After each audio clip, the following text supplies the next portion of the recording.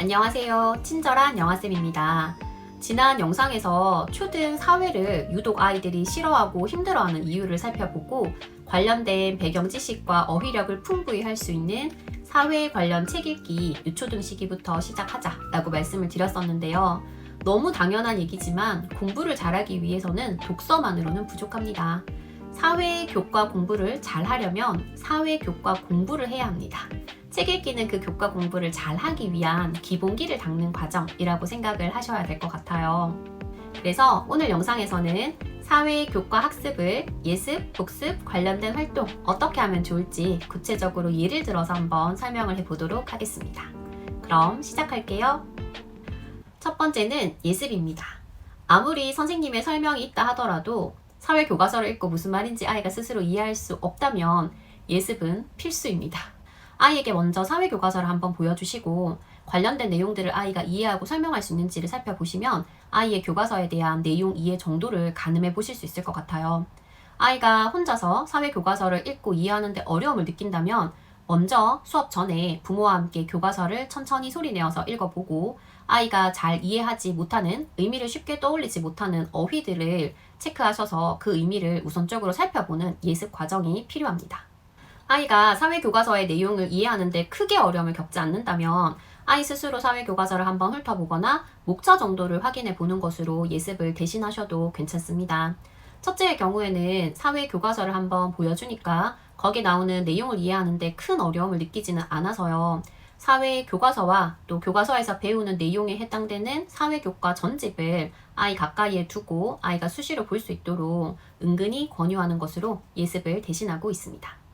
두 번째는 복습입니다.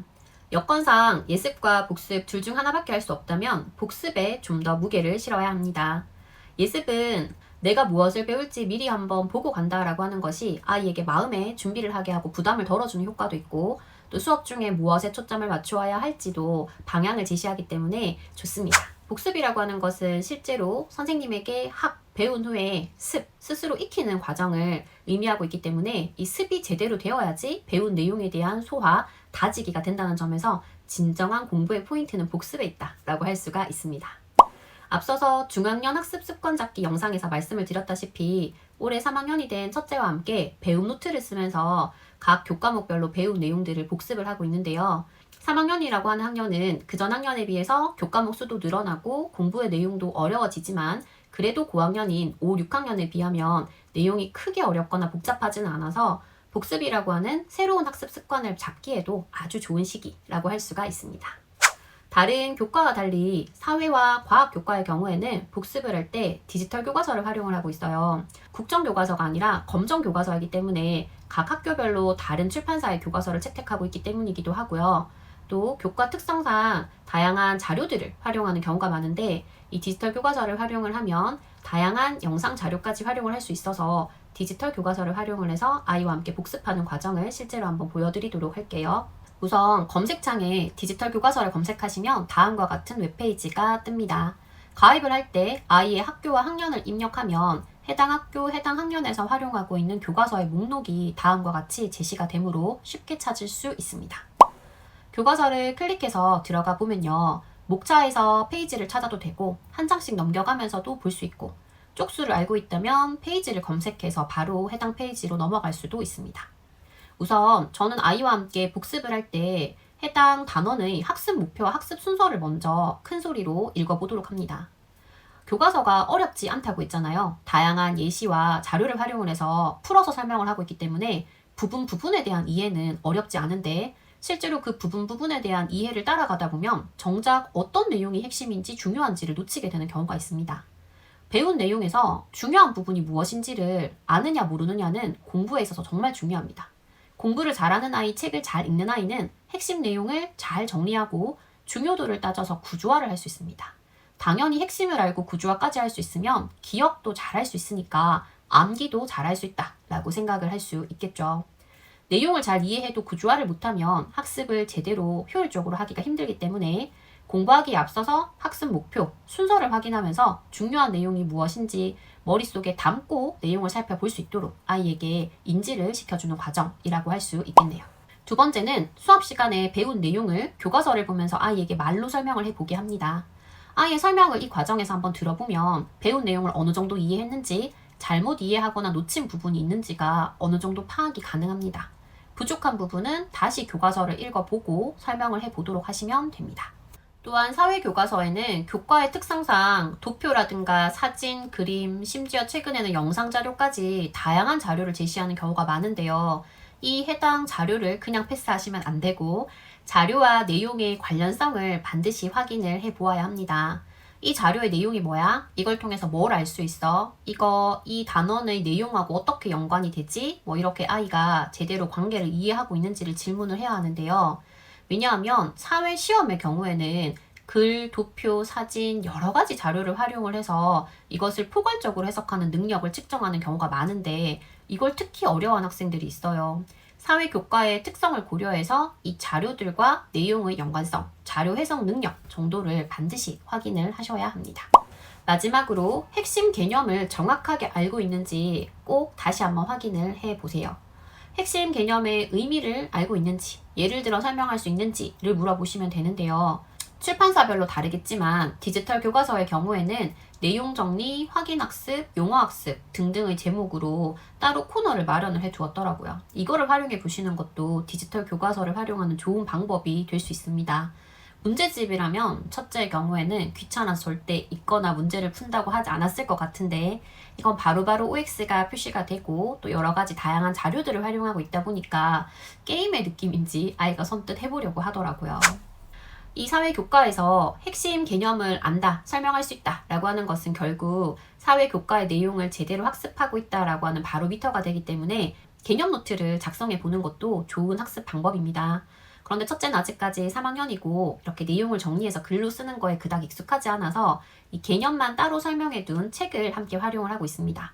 아이가 그냥 책을 보듯이 넘겨가면서 하나하나 보기도 하고 교과서에서 배운 핵심 개념을 따로 찾아보기도 하는데요. 이때 교과서와 사전이라고 이름 붙여진 책에 나오는 용어가 조금 형태가 다를 수 있습니다. 예를 들어 3학년 1학기 2단원에 문화유산이라고 하는 표현이 나오는데요. 교과서에는 문화유산, 유형문화유산, 무형문화유산이라고 표현이 되어 있는데 제가 가지고 있는 책에는 문화재, 유형문화재, 무형문화재라고 표현이 되어 있어요. 유산과 재라고 하는 한자의 뜻이 어떻게 다른지 간단하게 설명을 해주고 두 가지가 같은 대상, 비슷하게 지칭하는 표현이다 라고 아이에게 설명을 곁들여주면 아이의 혼란을 조금 줄일 수 있겠죠. 사회는 왜 배워야 할까요? 사회는 외워야 하는 것, 이렇게 오해를 받는 경우가 많은데요.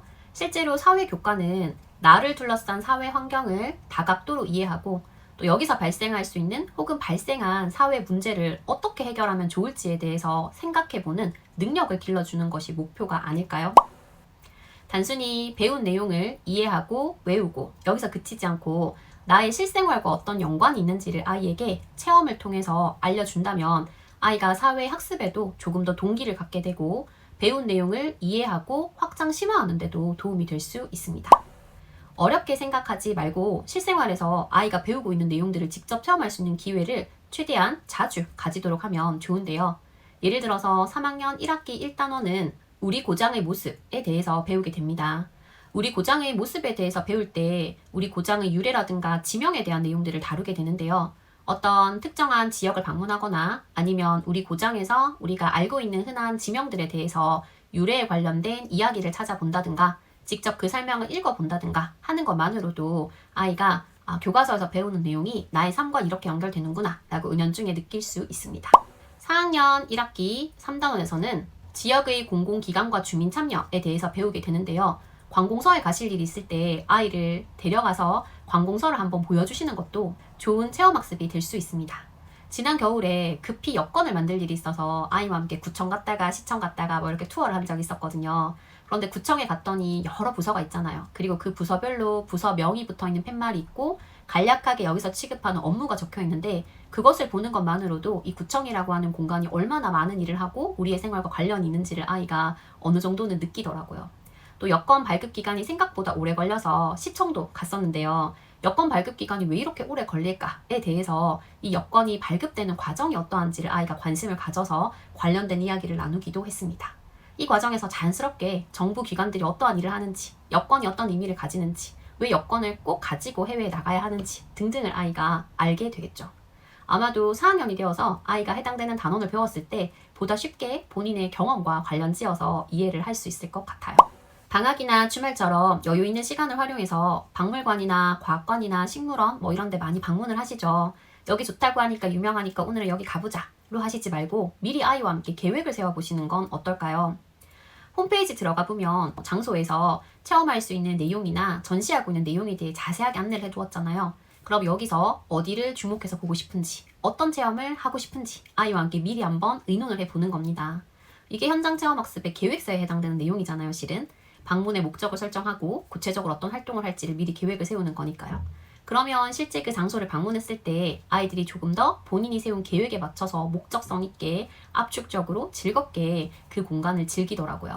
집에 돌아오는 길에 계획했던 것을 제대로 했는지, 어떤 걸 했는지, 그 과정에서 제일 재미있고 인상 깊었던 부분이 어떤 건지, 다음에는 뭘 해보고 싶은지 등등에 대해서 이야기를 나눠보는 것도 좋은 후속 활동으로 볼 수 있습니다. 아이들이 어렸을 때는 주로 동물원이나 아쿠아리움을 많이 다녔던 것 같아요. 과학관이나 박물관은 실내이기도 하고 애가 한글을 못 읽으니까 거기 전시되어 있는 것들이 애 눈에는 다 비슷비슷하게 보였던 것 같습니다.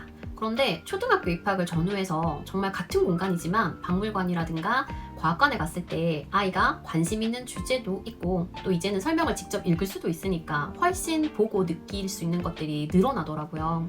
한번 갔을 때 뽕을 뽑고 온다, 다 보고 온다 라는 생각보다는 깊이 있게 조금이라도 아이가 체험을 하고 온다, 느끼고 온다 라는 마음을 가지면 좋을 것 같고요. 매달 첫 번째 토요일은 박물관 가는 날, 매달 마지막 일요일은 과학관 가는 날, 이렇게 무슨 데이를 정해서 주기적으로 방문을 해보시는 것도 좋은 방법이 될 수 있을 것 같습니다. 또한 특정 장소의 방문 전후에 관련된 자료를 찾아보거나 설명 해설을 활용해 보는 것도 좋은 방법인데요. 지난 겨울에 아이들과 함께 종묘에 갔을 때 해설을 들었는데 그 전까지는 저에게 종묘는 멋없는 건물이었거든요. 그런데 해설을 듣고 나니까 정말 종묘가 다르게 보이고 애정이 막 뿜뿜 하더라고요. 그날 저녁에 숙소로 돌아와서 아이와 함께 유홍준 교수님이 종묘에 대해 설명하시는 영상을 봤는데 꽤 어려운 내용이었음에도 불구하고 아이가 정말 집중해서 보고 그 내용 중에 상당 부분을 기억하고 그 후에 관련된 책을 읽을 때도 종묘가 나오면 정말 반가워하더라고요. 오늘도 영상 끝까지 함께 해주셔서 감사하고요. 좋아요, 구독, 알림 설정도 부탁드립니다. 감사합니다.